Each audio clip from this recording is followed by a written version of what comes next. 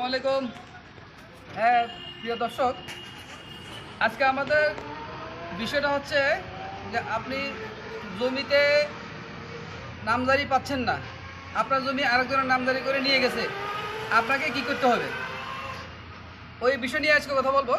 যাদের আমাদের অনেকেরই সম্পদ আছে, অনেকেরই জমি জমা আছে, বাড়িঘর আছে, দেখা গেল যে আপনি নামজারি করাতে গেছেন, নামজারি পাচ্ছেন না, আপনার জমিটা আরেকজনে কেটে নিয়ে গেছে।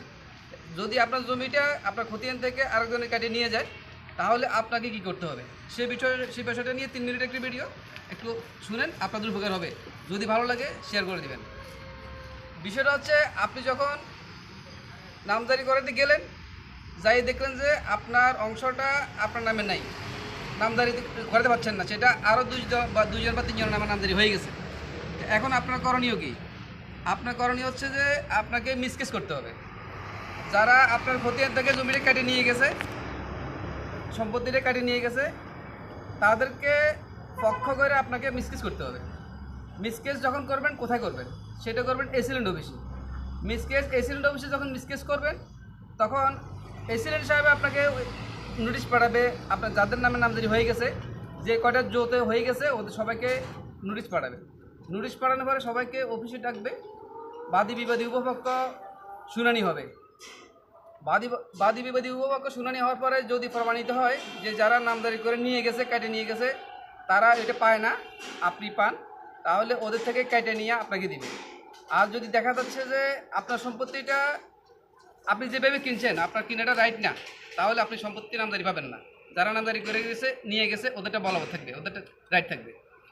এই কারণে আপনাদের সম্পত্তিটা, বাড়ি হোক, জমিন হোক, যখন যেখানে করেন না কেন, থাকে না কেন, আপনাকে দ্রুত গতিতে নামজারি করে ফেলতে হবে। দ্রুত গতিতে নামজারি করাইয়া সেটাকে সরকারি খাতে খাজনা দিতে হবে। যদি আপনার নামজারি এবং খাজনা আপডেট থাকে, আপনার জমি কেনা বেচা যে কোনো মতো সব কিছু করতে পারবেন।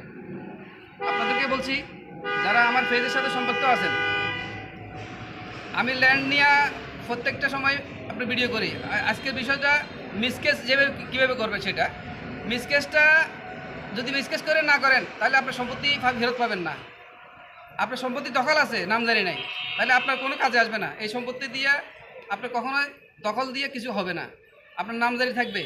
নামজারি যদি না থাকে, সরকার যদি খাজনা দিতে না পারেন, তাহলে আপনি যদি মারা যান, আপনার ওয়ারিশেরা সম্পত্তি নিয়ে বিশাল ঝামেলা পড়ে যাবে। পরবর্তী সময় এটি মানে আদালতে মামলা করতে হবে, বিশাল একটা ক্যাচাল। আপনাকে আপনার নামজারিটা ঠিক না যদি না থাকে, আগে আপনি তহসিল অফিসে যান, তহসিল অফিস চেক করেন যে নামজারি আছে কি না। যদি নামজারি থাকে, তাহলে তো ওকে। নামজারি যদি আপনার নিয়মতান্ত্রিকভাবে নামজারি হয়ে যায়, তাহলে ওকে।